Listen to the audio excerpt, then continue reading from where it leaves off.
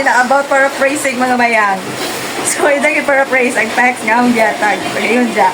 Namuot ko and na-appreciate ko no? Kaya ni-price ko siya silang best. Ngayon siya. Nature is a beauty of all your problems. Make it chill and you can hear the sound of rivers and birds. And you can see colorful flowers. Just like your face. If your nature is a faceful, that means you're in Jesus' world.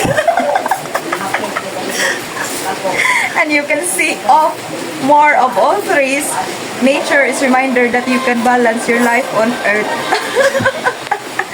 Without mga mayang, and appreciate ko no kay bisag iyan aba nagabaliktad-baliktad na ang ijang kanang mga wordings, pero ang ijang thought is nasabtan ramang pod no. Kita na lamay mo adjust. Sumuna ang gingon sa mga bata, mga mayang bahalag magkabaliktad-baliktad ang injong mga English, basta English.